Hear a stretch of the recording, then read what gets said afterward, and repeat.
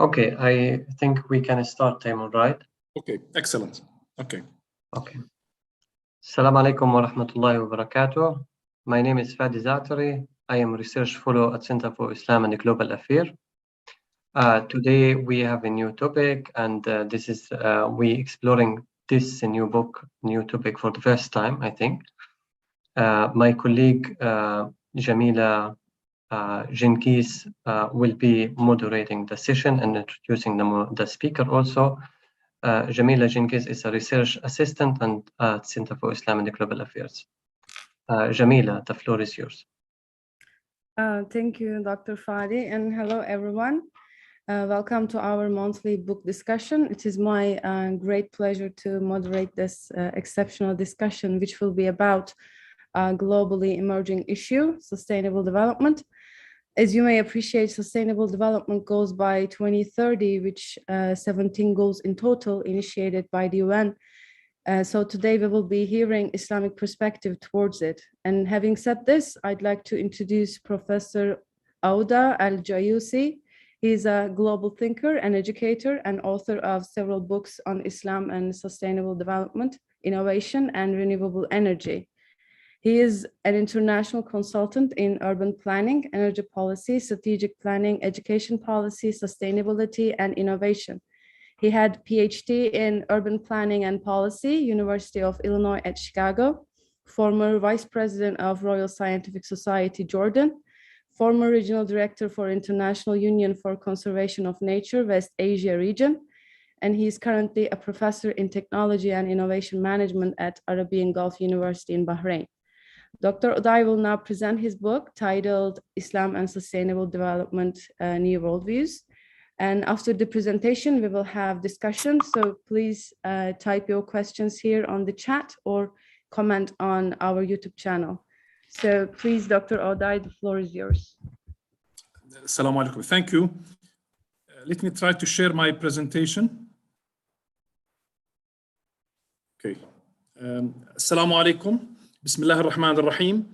It's a pleasure to be part of this knowledge sharing experience.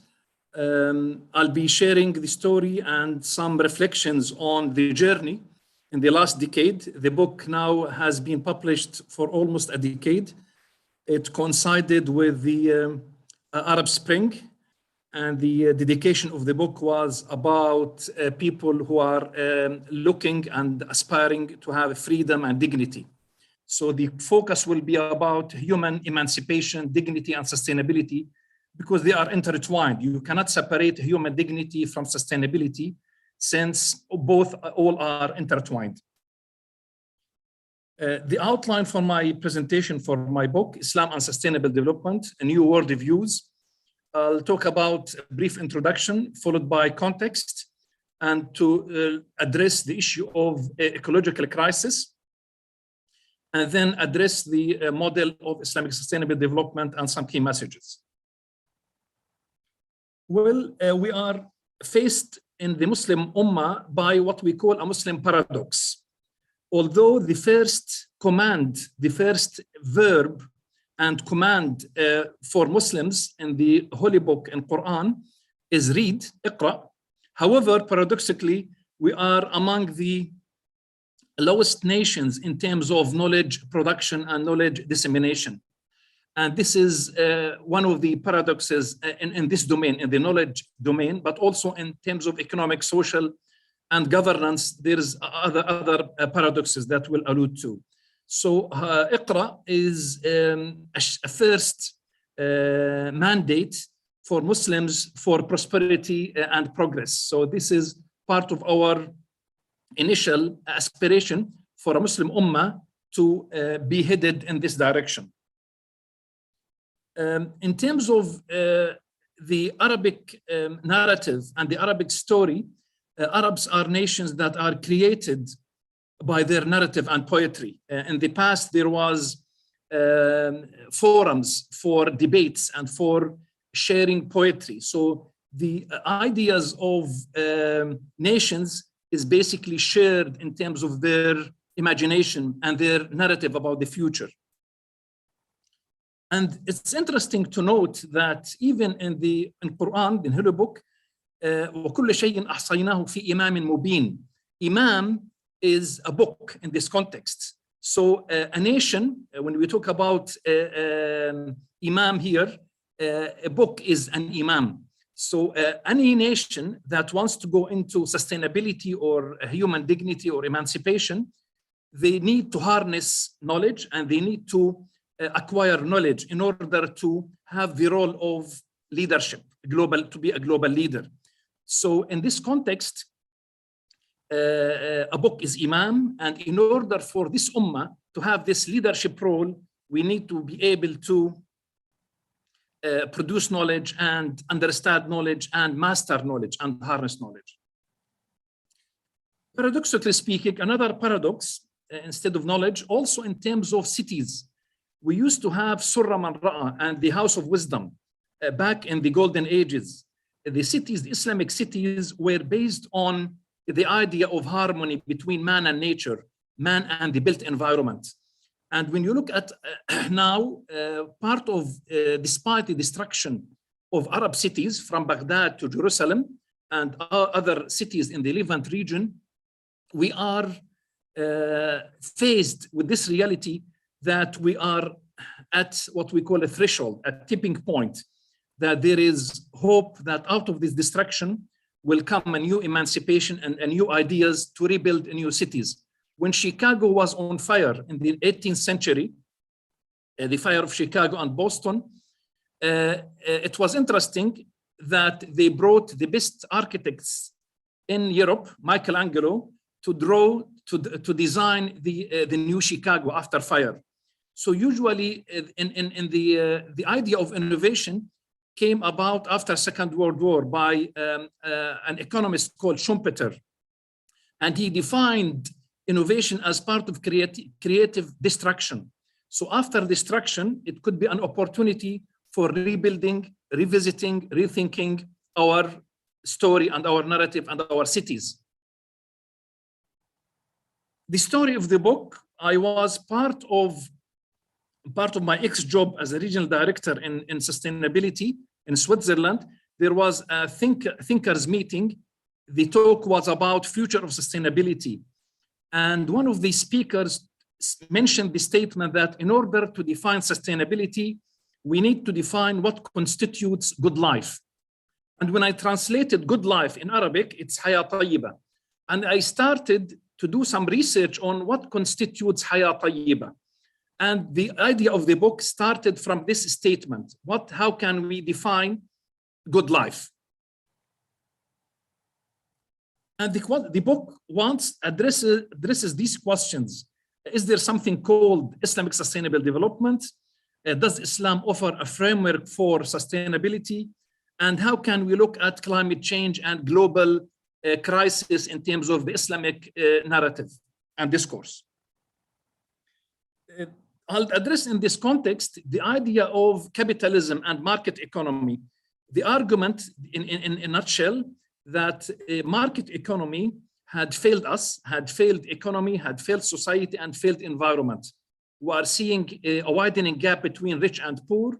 We are seeing conflicts, and we are seeing also poor governance through foreign aid. So there is what we call a deficit in terms of the economic model, the financial model, and also the ecological discourse. Part of the challenge is part of the post-colonialism. Muslims were exposed to consumerism and materialism, and they linked what we call modernization with westernization. And this is part of the colonialism agenda, that to uproot the local identity and the local authenticity of the local people. And they define it as the other, as Edward Said talks about culture and imperialism. We have two paradigms that shaped diverging discourse between East and West. One based on Adam Smith, Pursuit of Happiness, The Capital, and one based on Darwin in evolution. So in Muslims' belief, we have our own model of economic model in Islam, that is not based on scarcity. In the Western model or capitalist model of economics is based on scarcity. In Islam, we say there is everything is in balance, in بمقدار موزون.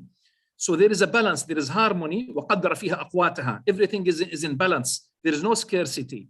The issue is about distribution and allocation of resources equitably and efficiently.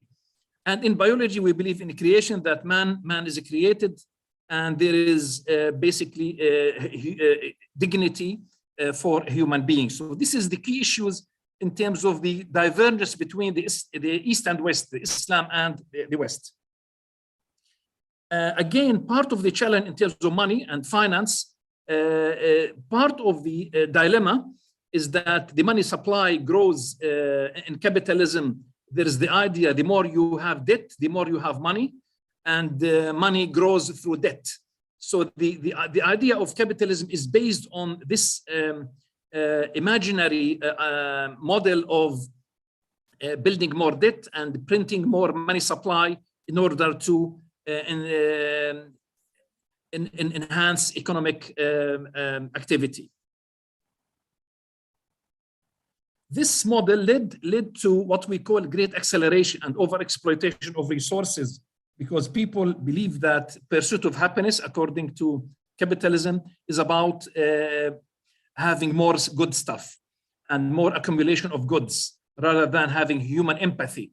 So this paradox between the idea of linking happiness with consumption and the accumulation of consumerist goods is very, very alarming.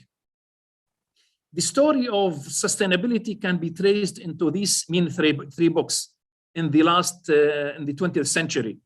In the early 60s, we have The Silent Spring, which talks about the fertilizers, how fertilizers polluted soil and affect the human health.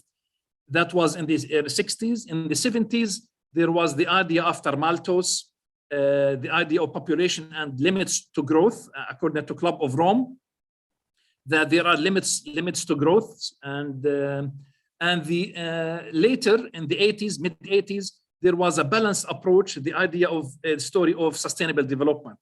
So it started in the 70s by warning, Silent Spring, and the idea of limits to growth, and the idea of framing and articulating sustainable development in the 80s.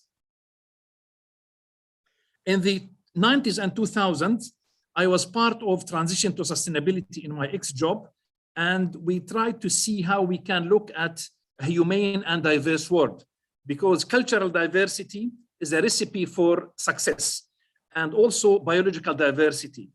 You cannot have a monoculture in a forest or even in the real world. So diversity is a recipe that is based on equity and harmony.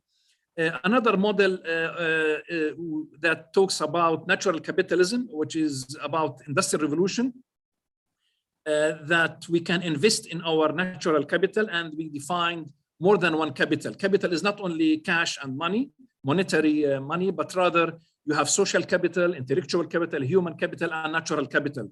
So we need to look at nature and ecosystems as our natural capital, our bedrock for development, and we cannot invest on a dead planet. Again, part of the paradox of the market economy and the current dominant model of development, we call it the age of irresponsibility. There is a gap between the have and the have-nots. There is poor distribution of wealth, as we can see from this figure, how global wealth, that the richest, the top 24 richest people own more than half of the global wealth on the earth, while more than 80% of the people, or 3/4 of the people, are living on the rest of the wealth. Part of the challenge of consumption or infinite growth, the idea that through technology you can have more growth and more prosperity, and you can fix a problem, what we call end of pipe solution, which is a myth. You cannot solve every problem by every issue by technology. We ended up in the 20th century by what we call great acceleration in terms of information, goods, capital, and also consumption of all sorts of things. And this is not sustainable since there are what we call carrying capacity or planetary limits. Again, part of this model, we see polarization of powers between East and West, North and South. And we can see also different demographic distribution between North and South, as we can see in terms of human development indicators, sustainability indicators, and also GNP, and which tells us a story about the disparity or the variation between North and South. Now, in terms of the ecological crisis, we argue that in the book that humans suffer from three issues. One is ecological amnesia, and we have blind spots. We care about our banking account. We don't care about our ecosystems, our natural environment. And this is part of fragmentation of knowledge, because in Islam, we believe in unity, a tawheed of natural resources and human well-being and spirituality. And also we suffer from nature deficit disorder.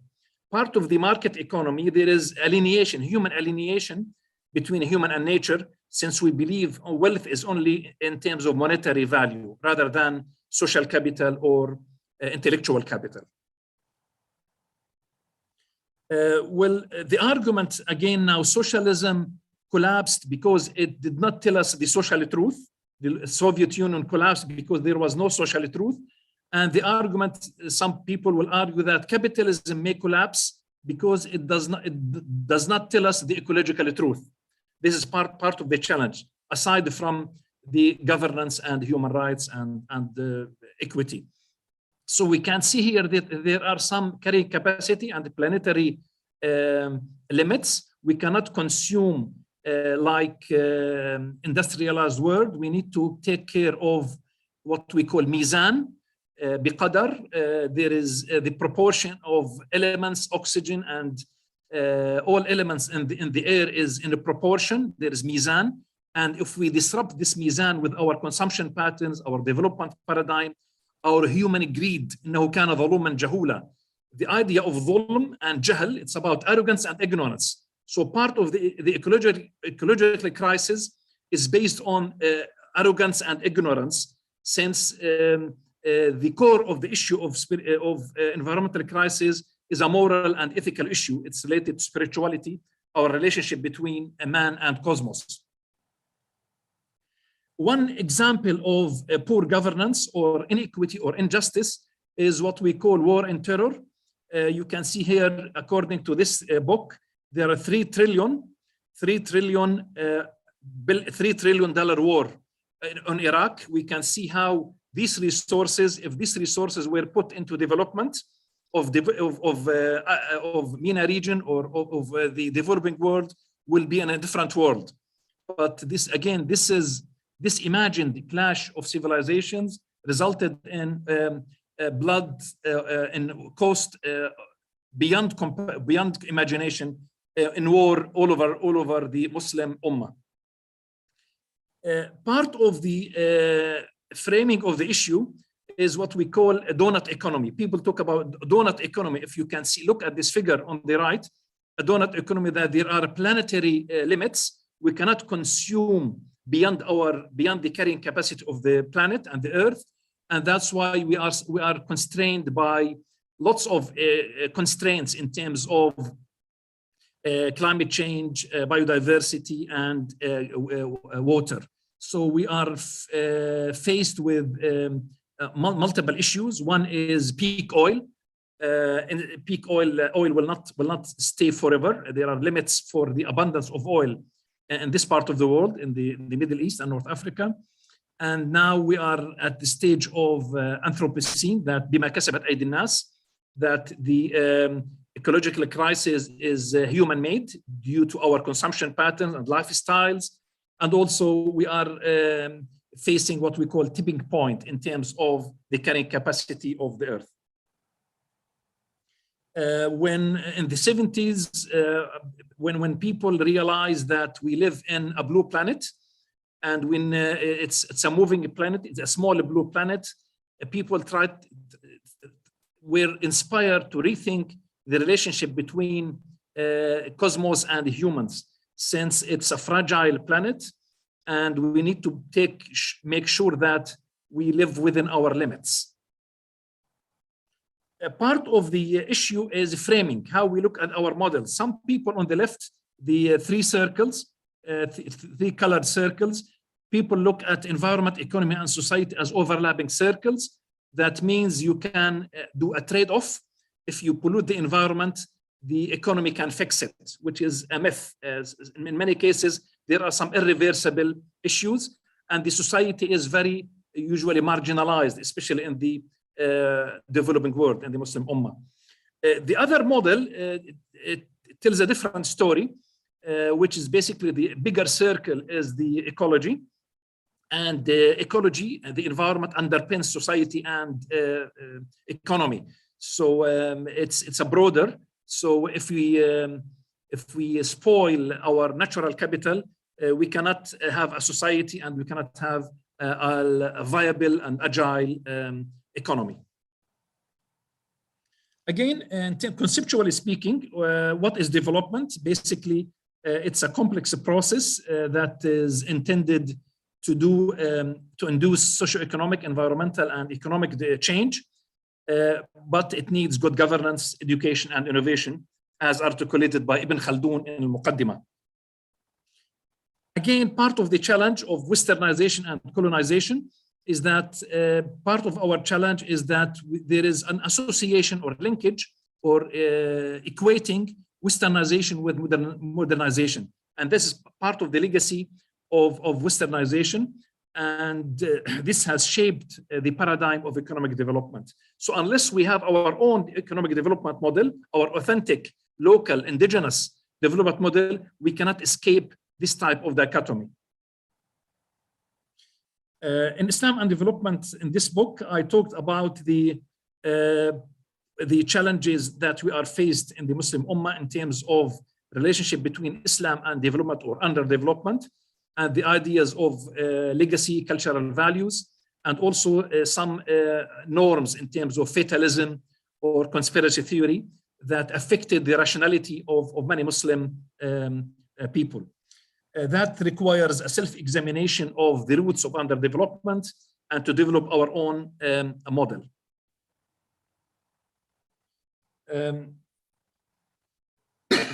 That requires a paradigm shift. Usually a paradigm shift occurs when there is a paradox, when the current model cannot explain the dominant logic. We induce a new paradigm, like classical physics and relativity. When classical physics could not explain what's happening in the universe, we have relativity, we have a fourth dimension. And I think now Islam and sustainable development, we need a new dimension of sustainability beyond economy, society, and ecology. We need fourth dimension, which could be the governance, human rights, and spirituality. We can see now in the literature of economic development many framings and articulations of development. Some people look at a mission economy or a sharing economy or a moral economy and well-being economy or a circular economy.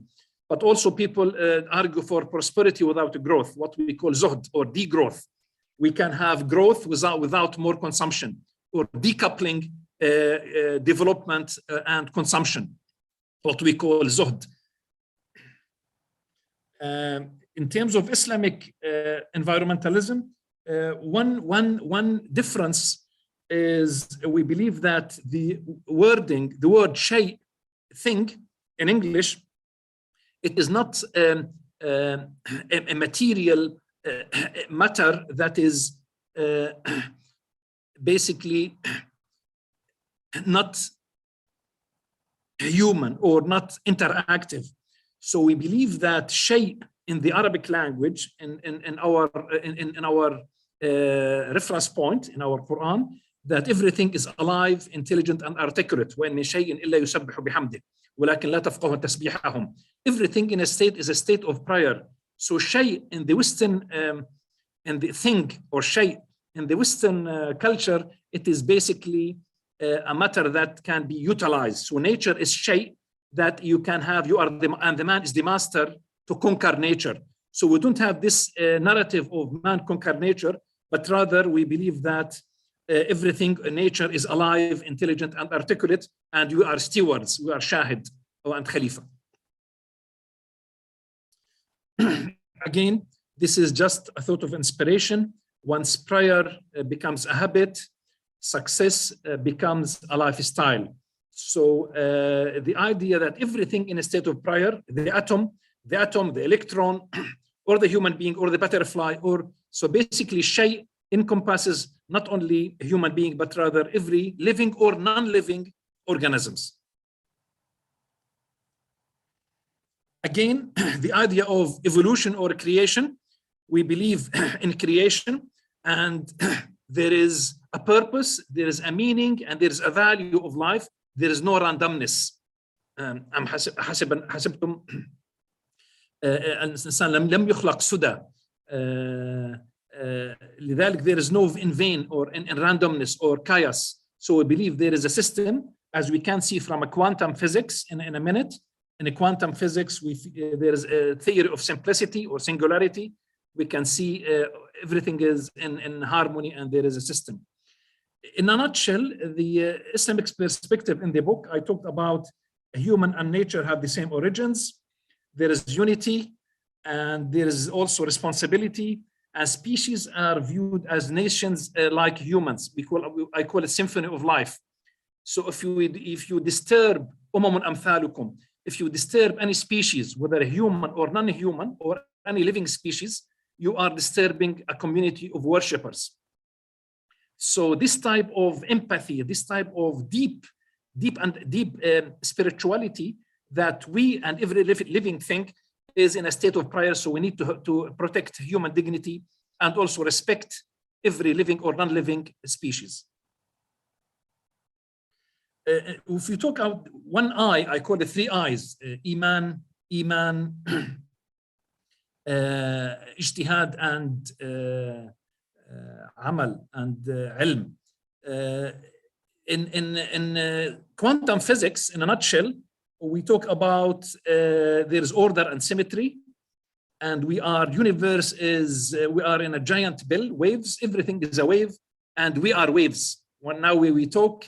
There is a system, there is a remarkable simplicity that underlies nature, and we believe that space and time, as according to quantum physics, depends on the observer. So space and time are connected, and if you look at the ideas of expanding universe and all the theories, it gives you insights in that there is a system and there is governing principles for this huge system.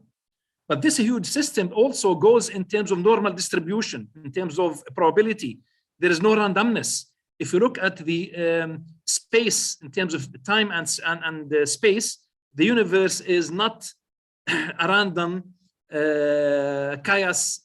chaotic system, but rather there is normal distributions. You can find the probabilities, and it is simple, so simple, based on 2 to 3 equations, very simple. Which tells us that part of the challenge of the sustainability is that the deconstruction and fragmentation of knowledge between spirituality and secular world. We believe that there is a role for Muslims to play to inject the 4th dimension of sustainability, which is culture, spirituality, governance, ethics. This is the missing 4th dimension. We need to inject, to align and frame this dimension in order to have civilizational renewal, that we believe that there are sunan, fiqh sunan, social laws, that every century there is a people and an institution or leaders who will renew what we call ijtihad, renew the spirit of the Muslim ummah. And I think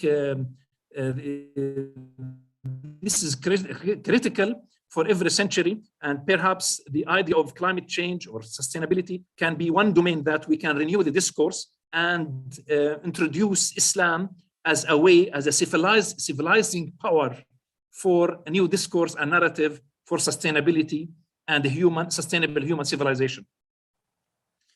In a nutshell, again, the core of the Islamic discourse is based on Tawheed, Fitra, Mizan, and Khalifa. There's a unity principle, creation principle, and the balance principle, Mizan, and responsibility, witness, and Khalifa. So we are not conquering nature, we are in harmony with nature. وَلَقَدْ كَرَّمْنَا بَنِي آدَمَ. We are dignified to harness nature for the benefit of humanity. The COVID-19 and climate change, it's interesting, many literature wrote about the linkages between COVID-19 as a warning, early warning system, and the climate change. We can see now there is a deglobalization, and we need to invest in public sector, but also we can see what we call singularity or emergence, the convergence between technology and human. But however, also COVID-19 and the climate change, we can see also the gap between the have and the have-nots. There is a digital information asymmetry, but also there was opportunities for innovation and what they call it tech acceleration. There is the drones industry during COVID was 160 billion industry, so it's a huge. And again, there is a new debate or a new enlightenment, I should say, about fiqh al-maqasid and the value of human life versus business, what we call public goods or maslaha. The model we need to also part of in the book, in my book, Islam and Sustainable Development, a New Worldviews, I talked about the difference between development versus growth. Development is making things better, while growth is making things bigger. So cancer, however, paradoxically, cancer is about uncontrolled growth of cells, human cells. It's not good. So growth for infinite growth is risky, is not healthy. Development is working or developing within limits. That force us, compel us to redefine progress, redefine happiness and success, and to learn lessons from COVID-19 to climate change and sustainability, and also the global supply chains, and also rethink the idea of maqasid and rethink how can we have what we call our house of wisdom in Surra Man Ra'a in Baghdad. Now Baghdad is not Surra Man Ra'a anymore, that people will not be happy if they see all of our Arab cities. We need to rethink and revitalize the house of wisdom in these cities. This is the title of the book. Interestingly enough, a German donor agency 10 years ago, they translated the book. This is a waqf. This is online. You can have the book in Arabic online. You can Google it. I can share it. You can share it with the people interested. It is waqf. It's open, and they translated it to Arabic, and now it's public domain. This is the framework of the book. This is in a nutshell. I talked about from Surah Al-Nahl, and basically these are the four pillars of sustainability. The first one is justice. Al-adlu asas al-mulk. You cannot have governance without justice. Adl. The other component is inner beauty, ihsan, excellence, continuous improvement, and mindfulness, consciousness. And the fourth dimension is social capital, al-arham. And the other one is limits of mischief or limit of fasad, or I call it balance or mizan. The core circle is about a good life. And when I looked at the literature of good life, it has nothing to do with money accumulation or good stuff, but rather it's about content and satisfaction, al-rida wal-qana'a. So good life is not about having more stuff, but rather it's about being content and having sufficient. The broader circle is about Imarat al-Ard, Imran. Ibn Khaldun talks about the law of Imran, Sunan al-Imran, the laws of Imran, construction of universe. So our role is to construct universe at all domains, political, social, human, spiritual, and all sorts of domains. And it's interesting when you look at Surah Al-Nahl, that females, women, has a role of leadership, a role for sustainability. So in any society where there is women have dignity and are empowered, it's a critical for sustainability to empower women, and it's a very strong message in Surah An-Nahl. Again, this is one quotation from literature which says that be like the honeybee. It's anything it eats, it's clean. Anything it drops is sweet, and any branch it sits on does not break. So this idea of harmony, balance, and value creation. Value creation is very critical. And again, this is part of role of women, and women has a role in innovation and in construction of our cities and sustainability. It's very critical. Again, part of our trusteeship, guardianship, we are not conquering nature. Man is not conquering nature. Rahma lil alameen, mercy for humanity. Islam as a mercy for humanity. The discourse is, the hadith says, Allahumma salli ala Sayyidina Muhammad, the word is green. In al-haya hulwa khadira. The word is green and beautiful, and Allah had made you steward over it. This is also, again, the idea of stewardship and guardianship. The role of a human is not a consumer. We are not consumers. And the idea of consumerism is linkage to happiness. We have a role as stewards, a role as guardians, rather than consumers. What constitutes a good life? Again, a good life, again, it's about human empathy. It's about sharing. It's about human solidarity. It's about standing for rights and justice. That's why little but sufficient is better than more than and alluring. Our social capital, it's very critical. Ibn Khaldun talks about al-asabiyya or solidarity. And we have a role of looking for playing the role of what we call a median community, Ummah Wasat. Ummah Wasat, that means there's no extremism to the right or left. Ummah Wasat in terms of consumption, in terms of attitude, in terms of knowledge. And it's this model Ummah that celebrates diversity. And that's why we see in the Medina model, we see Salman al-Farisi, we see Suhaib al-Rumi, we see Abu Dhar al-Ghafari, we see different diversity.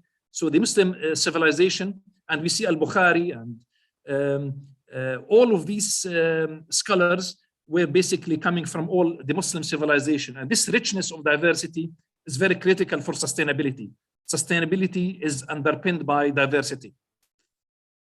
This is, again, the Islamic perspective of sustainability. The base of the model. The base of the model is about amana, taskhir. Amana is trusteeship, but the upper one is about innovation, ijtihad, and you go up to justice and maqasid, and you reach what we call a nafs al-mutma'inna. You reach this idea of self-consciousness, the idea of ihsan, of inner beauty. So the core, the foundation is amana, trusteeship, and the up is about self-mastery or nafs al-mutma'inna. It's this inner beauty. Again, part of the challenge of the Western model is that they link happiness with more consumption, and the Islamic view is different. It's about adding value to life rather than getting more. Ibn Khaldun, in his book Al-Muqaddimah, he talks about the cycles of civilization. He presented the idea of theory of Imran, theory of construction or social construction, that is based on equity, institution, and also good governance. And it's very critical.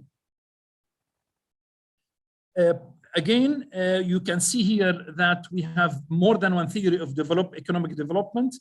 One is the core countries, that they depend on, they utilize exploit materials from the developing world. The other is the periphery countries, and the other is the semi-periphery countries.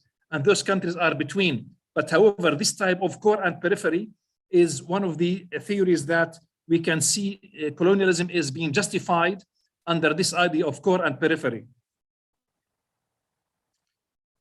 Now we are challenged in the current economy, whether it's central managed or market economy, with many crises in terms of oil crisis, food crisis, the financial crisis, the poverty gap, and also now COVID-19 and climate change, which tells us as a market failure.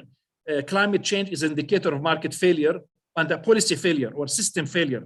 So that's why we need the new thinking in order to address these systemic failures. Another model that was applied in many countries, in Nordic countries and even in oil-rich countries, is what we call welfare states, with a different social contract in terms of taxation or representation. But again, there is more rethinking how to rethink the welfare state and to rethink the social contract in many countries in the MENA region. Beyond GDP, part of the blind spots in the economic system is that they link growth with GNP, gross national product. And in many cases, GNP, gross national product, does not reflect progress. So if you have more even pollution or more even conflicts or war, it can show positive signs. So we need to redefine progress based on different metrics. This is the model for maqasid that I talked about, that we need to enrich wealth and safeguard human dignity, and enrich faith and enrich intellect and reason. Now we are faced with the reality of Muslim nations, that there is a gulf between have and the have-nots.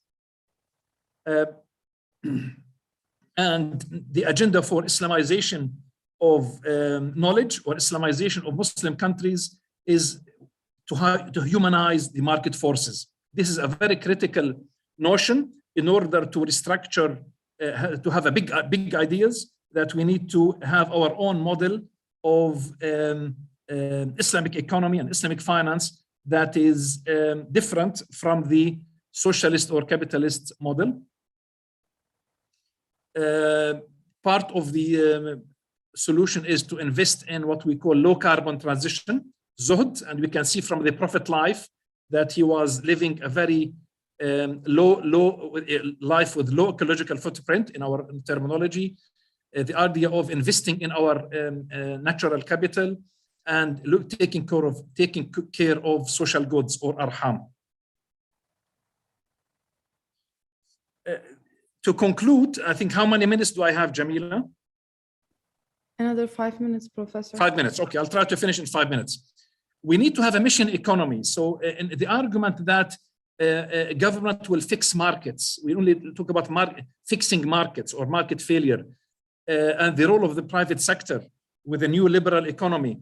It's there is misemphasis on the role of government. The role of government is to set direction, not to fix the market. The government has to have a leadership role to set direction, what we call a mission economy. The literature in mission economy is interesting because they go back to the mission during Kennedy time in the 60s, when America decided to land the first man on moon. The outcome of this initiative, landing man on moon in the early 60s, it was huge discoveries in IT and in nanotechnology and green technology. But it was a spillover, a result of investing a huge amount of money to develop a certain mission. So I think the role of government is not to fix market, but rather to set direction. And my question here, what would be the Muslims' mission economy? What would be our mission to transform economy and society and environment for the Muslim Ummah? I have some suggestions. We talk about revival of arid land, ihya al-ard al-mawat. If you revive a land, you own it, ihya al-ard al-mawat. A global waqf fund using ICT platform for crowd financing, blockchain and fintech, having Zakah Foundation, and other models, as you can see from this slide. The key message is that we have 3 eyes. We call it faith, science, innovation nexus. We need to look in 3 eyes. not 2 eyes, maybe more than 3 eyes. We need to look at faith, science, and ijtihad, iman, ilm, and ijtihad. We need to harness all these in order to catch up or leapfrog the innovation paradox, that we do not invest in one sector, but rather we invest in missions, in portfolio of projects. So all ministries, all sectors will work together rather than splitting the budget on different tiny projects.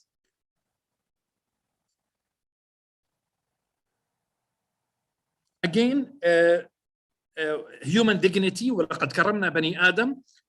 Part of the human dignity is to respect justice all over the Muslim Ummah. We've seen that apartheid state ended in South Africa, but still in the Middle East, we are still people live in apartheid. We see the apartheid wall in Palestine, in the occupied Palestine. So in order to have sustainability, we need to address the core causes of injustice in the global governance, in the UN system, and in the funding agencies. We need to clearly articulate that sustainability is underpinned by human justice. That entails you need to have fiscal reform for sustainability. We need to invest in our public assets, our infrastructure, our oceans, our seas, our forests, and also we need to strengthen our family, our human and social capital. Part of the challenge is that we need to have rahma lil alameen. Our message for sustainability is not about doom and gloom, that the world is burning, but rather it is about rahma lil alameen. It's a mercy, and if you plant a tree, that means you are benefiting the other and you will have reward till hereafter. So there is the power of infinity. Reward is infinity, sadaqa jariyah. The power of now, there is emphasis on action, amanu wa amlu salihat wal asr. The power of perspective, we need to have a dream, we need to have a mission as a Muslim Ummah, like the Islamic market among Muslim nations, or Muslim currency, etc. And also the power of networks. How can we harness the diaspora, people, Muslims everywhere working abroad? Now with the ICT technology, we need to be innovative and harness the power of diaspora. In Surah Al-Rum, verse 41, ظهر الفساد في البر والبحر, the story that corruption has appeared throughout land and sea because of the work of human beings. But however, we can change. There are consequences, but if we return to our path, we can reverse the collapse. So we are responsible, but there are warning. We can make a shift, make a change. The debate on climate change, we need to look at nature not as a data set. A nature is a live thing. It is a part of an ecosystem. It's not only a data set. And we need to shift the narrative that we are not only protecting the ecosystem, we are protecting life. We are healing life. We are rahma lil alameen. So the idea of climate change is not about self-interest groups, saving whales or saving forests or saving species. It's about saving humanity, because we are part of environment. We are not only aliens to environment, we are part of the environment. We need to have a new discourse of hope, not fear. The conversation need to be shifted from fear to rahma lil alameen. So our survival need to be framed by a narrative of hope and optimism rather than by a narrative of fear. And that's why the conclusion, the Prophet Hadith Rasul ﷺ, it says, even if it's the last day of judgment and you have a small palm tree, plant it. So the idea of optimism and hope is very critical in the Muslim discourse. We cannot count on collapse to compel us. We need to look at healing at all domains, at society, at political system, at economic system, at educational system. It's about healing. It's about having a role of guardian, a steward, rather than a conqueror or a warrior. Going beyond self-interests, the solution is not only technology, We need to look at the underlying causes of governance and justice. And the key message, we need to look at our Islamic cities like Medina, Mecca, Jerusalem, Istanbul, as a forum for dialogue, a forum for sharing knowledge, and a forum for human solidarity and human emancipation. The key message is that we need to revisit cultural innovation, the model of Medina Munawwara, a nation with a mandate, when the Prophet focused on reason and wisdom. أنتم أدرى بشؤون دنياكم. You know what is better for your livelihood. We need to harness knowledge, technology to make sustainability work. But also we need also to look our authentic traditional food and not to go into consumerism, and to look our indigenous healthy food, as we can see here. We need to learn from nature that there is no waste in nature. Everything is a new resource waiting to be harnessed. A falling leaf from a tree, it will be a fertilizer or an oil, or it will be a diamond with time. We need to move to a circular economy, and looking from nature, even our technologies need to be circular. And I think my final message is we need to look at beyond surveys, to look at our stories. We need to look at beyond efficiency, to look with people and to listen to the voice of people at all generations, generation X, Y, and Z, in order to make a sustainable future and sustainable society and smart society as well. Finally, I think I want to conclude, in order to have sustainability, we need to have, since innovation is about creative destruction, we need to rebuild our Arab cities from Baghdad to Jerusalem to be wise cities, not only smart cities, but to have wise cities and smart society, and learning from the lessons of the history. Again, this is we need to have a sense of direction. Where are we heading in our destination? Since our destiny, we came from Allah, and our destination is to Allah. We need to make sure that we leave a legacy and we add value to life. Otherwise, will be an added weight. Even this is just a reminder of the hadith of the Prophet. Even if it's the last day of judgment, there is a sense of optimism. If you have a small palm tree, just plant it. So there is no warning, but rather it's a sense of optimism and hope. Wassalamu alaikum wa rahmatullahi wa barakatuh. Thank you very much, Professor, for this enlightening and very unique presentation. I'd like to go forward with the questions very briefly. So how can we promote the Islamic sustainable model when the Western model dominates the world? Also, can an Islamic model or paradigm compete with the Western model before it collapses, or would the collapse of the Western model be a requirement for the Islamic model to be examined seriously? Sure. Well, I think very clearly during the financial crisis, there was huge literature on the viability and soundness of the Islamic financial model. People were looking at the ethical dimension or moral economy. Now, in economic theory, in economic literature, people look at the notion of well-being economy and moral economy. The idea, what we are seeing now in terms of the gap between the have and the have-nots, the inequity, and that a tiny proportion of the people are having so much wealth is not sustainable. It's not healthy for the sustainability of the human civilization.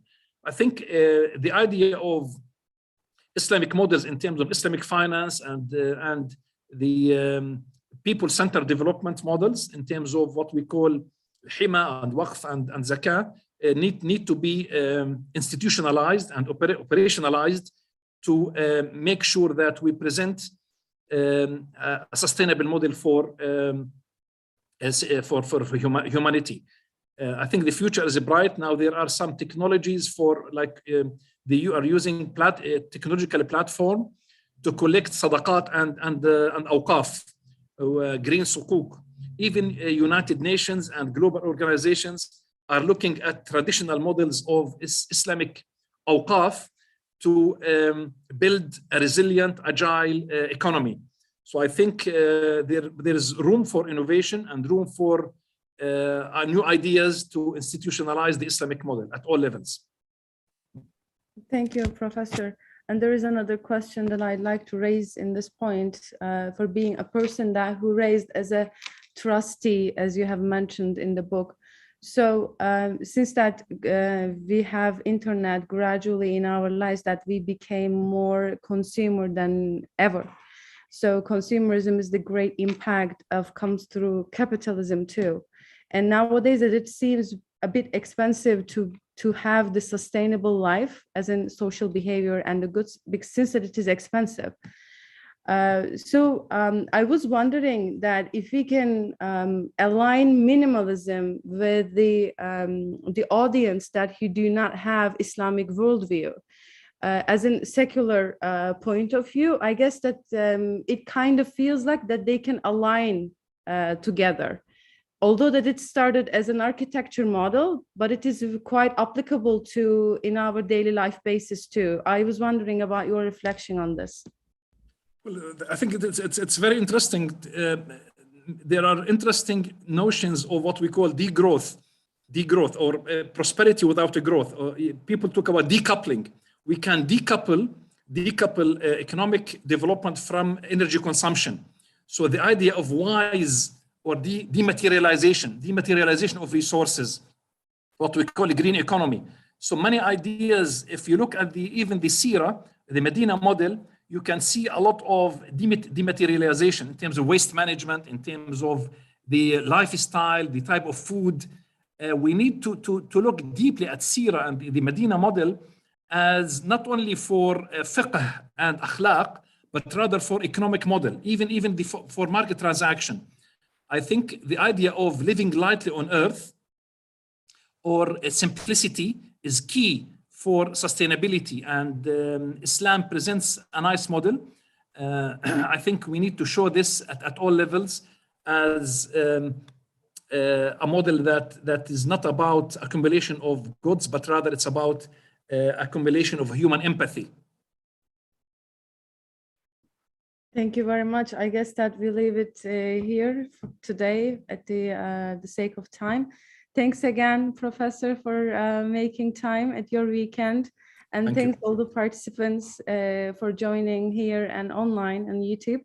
And I want to ask Dr. Sami if he wants to conclude or if he want to do closing remarks. Thank you very much. Okay. Thank you very much, Jamila, and thank you very much, Dr. Odeh, for this really illuminating discussion and presentation. I think you have opened many points to be discussed, and I was really hoping that we can go 90 minutes. But anyway, but it's the question that was asked about whether we could have an Islamic sustainable development paradigm with the existing Western model. And the follow-up to that question would have been whether we could have a sustainable Islamic development model with the existing political systems in Muslim societies. Because it appears that when the capitalist system dominates the world, it really doesn't allow any other competition. And even the example you set with the financial crisis, I don't think the Islamic model was even close to compete. Here in Turkey, for example, there are some Islamic, what they call participation banks, and they have been here for a while, but they don't account for more, maybe 3 or 4% of society, even though you have a friendly government in power. So the question really, in my mind, would be, if we have this paradigm in theory, does it need a political system to push it, or can it actually present itself in a way within the markets, within the competition, and try to impose its benefits? You mentioned a little bit about the United Nations and other banks who would like to take advantage of Muslims who don't want to participate in, riba type banks and systems. But that, I don't think that has been proven yet that this could become a dominating paradigm. So if you could a little bit elaborate in a few minutes, because of the lack of time, about how we can go from a theory, from a theoretical model, into a practical and workable paradigm that does not involve the change of the political system, which does not adopt it, which could be corrupt, which in many Muslim countries is very much tight and under the grip and thumb of Western capitalist models, in which they don't really have a lot of maneuvering unless they try to defy, I would say, or they try to challenge them in a way that they would have to pay a heavy price. I don't know if that it's pretty challenging. Yes, we call it in policy, it's a wicked problem. It's a wicked problem because it's complex. It's interrelated to many dimensions. But I think one easy answer is basically to look at grassroots, what we call people-centered development models, like إحياء الأرض الموات. If you go to certain Muslim nations in Africa, West Bank or whatever, and if you develop what we call sustainable livelihood, sustainable economy, and this was very viable during even the uprising in the 80s, that when you develop what we call sustainable livelihood, you develop your own local farm, you develop your own local livelihood, that you plant your own garden, your own small microeconomy. So one way is to go a bottom-up approach. You nurture what we call, it's a global model now. People talk about a people-centered development, human-centered development. So you empower the local communities to have sustainable livelihood and depend on local resources. So sustainable development is about harnessing local resources and ensuring local benefits. What's happening with multi corporations when you do public privatization is that the benefits goes away from the local community. What we are proposing is you empower the local community, you give them ownership of the land, من أحيا أرضا ميتا فهي له, revival of arid land, and if you revive it, you own it. So you build a sense of ownership, and you build a sense of loyalty to the land, and you build also a sense of dignity, because basically you build a sustainable community based on local livelihood. That's one approach. At the upper level, I think, at different levels, there are some initiatives between Indonesia, Malaysia, Turkey, in terms of markets, eliminating trade barriers between countries. I think we need to work at different levels, at grassroots and also at regional organizations, at OIC and the Islamic market movement, that they have some attempts to eliminate barriers and to develop some sort of modality. At the end of the day, I think if we present successful models, many countries will follow. For instance, egalitarian countries in Nordic countries, they have their own unique education system, their unique economies, that they are basically departing from socialism to more capitalism or vice versa. And we can see that the Islamic model is very appropriate to promote such models. So I think the answer is not easy, but we need to start from bottom up and look at regional and global governance schemes and models. I totally agree, but the question still persists. When you say that من زرع الأرض أو أحيا الأرض أصبح فهي له. When someone revives, a piece of land becomes his. Of course, that's an Islamic paradigm, that's an Islamic model, that's an Islamic principle. But in reality, the political system does not allow it. So my question was, do we need a change of political system so that we can have the ability to have our Islamic paradigm, or can the Islamic paradigm start at a lower level and grow itself, even though you have these political barriers? Well, I think the easy answer. I think the easy answer. You have to have your own model. Definitely, you have to have your own governance, your own political system to have your own system. But in the meantime, you cannot wait and see. You need to present some success stories and evolutionary. I mean, in evolutionary economics, things will end up in a certain success evolutionary. So. Like theories of evolutionary economics, but I think we need to present some success stories, but the end target is very clear for us. Very well. Thank you very much. I hope that we can invite you again. Absolutely. Absolutely. With my pleasure. Back to you, Jamila. Thank you, Professor Sami, and thank you, Professor Odeh. I guess this Auda. I'm sorry. Return. I'm sorry, Professor Odeh. Thanks for creating your time and contributing this great presentation today. I know that it is your weekend, but we are highly appreciated that you could make it.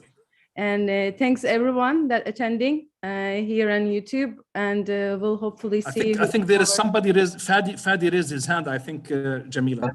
Do we have still a few minutes? Yes, absolutely. Absolutely. Okay, and also there is Doctor from Indonesia. There is a question from Indonesia, I think. Okay, maybe just a few minutes more. You talk about this idea of shape things, right? So what is like the different Islamic application of this term in like if we compare it to the Western one? And also you talked about construction of the universe. My question is, where do you see the concept of the notion of adab? Because I believe the notion of adab is very crucial, and that's why, for example, you see people like Attas, for example, or other scholars where they emphasize a lot on the idea of adab, because adab is also to put the things in the right place. So where do you see the concept or the idea of adab in this construction of the universe? Thank you. Interesting. I think part of being a steward, you are not a hunter, you are a gardener. So your metaphor is using the metaphor of a steward as a gardener and a guardian is different from a hunter. So I think the idea of adab, when you take care of your ecosystem, your plants, your children, you have mercy, you have empathy and compassionate. So it's not about fixing a mechanical problem, but rather it's about co-creation, it's about co-construction, it's about a consensus building and agreeing on a joint journey. So I think adab is about putting things in right order in order to have Imran, the idea of construction for all human, spiritual, and the material life.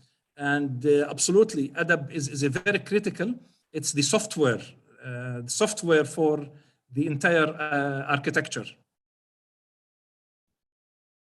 Thank you, Dr. Fadi. Dr. Fahruddin, you were suggesting, Professor, right? Yes, I think there's somebody from Indonesia. Ask a question. Yeah, you can have a go.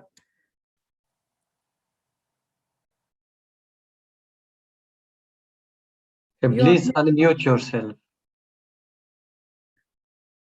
Go ahead, Doctor.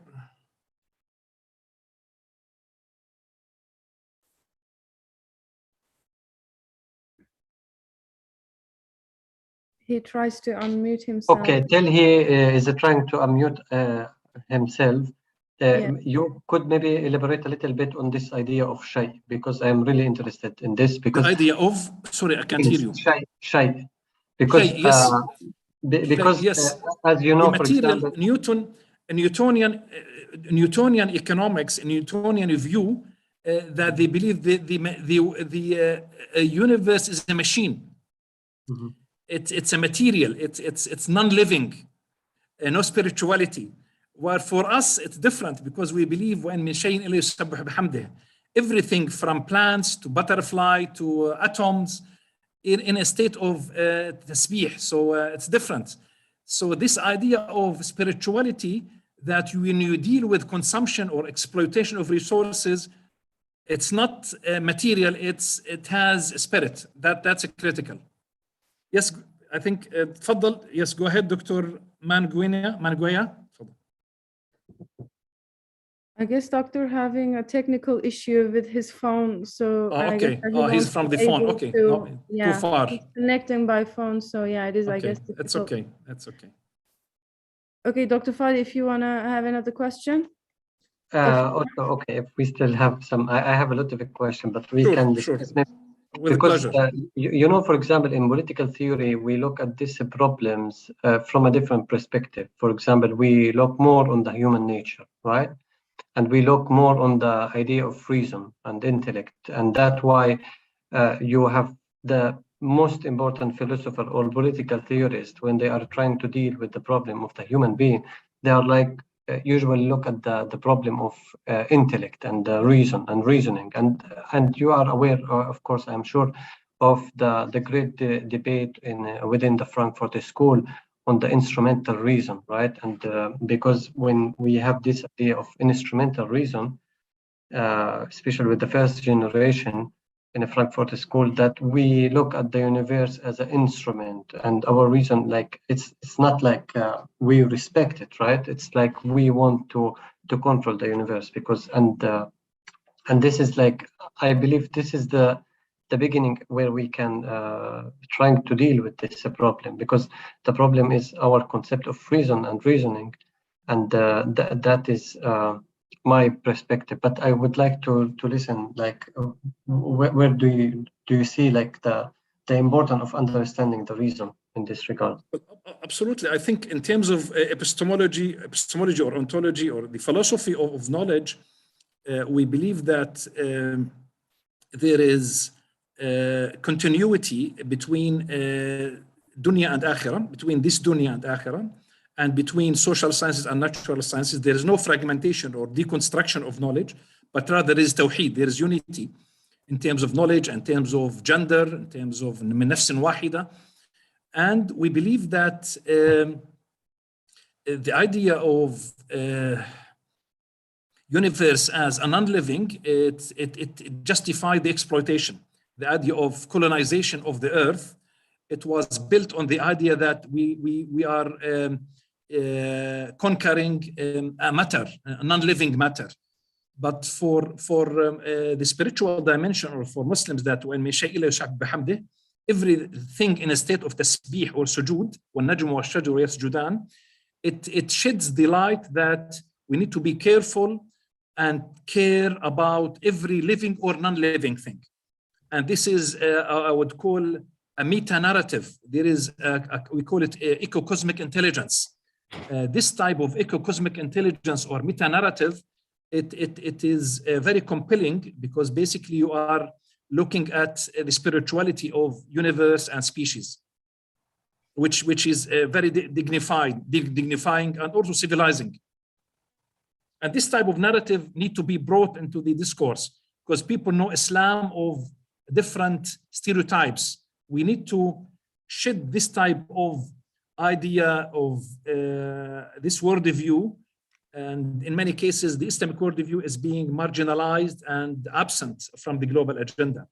And this was the motivation of my book. I wrote it in English, not in Arabic, because in order to make sure that this type of thinking is visible in the non-Arabic speaking literature.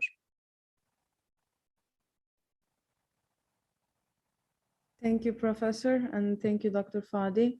I guess it's now time us to conclude.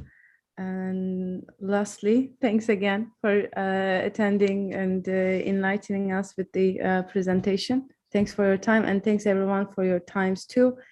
Have a great weekend, and salam. Thank you very much. Thank you. I hope we'll meet sometime in the future, inshallah. Surely, inshallah. Thank you. Assalamu alaikum. Wa alaikum assalam.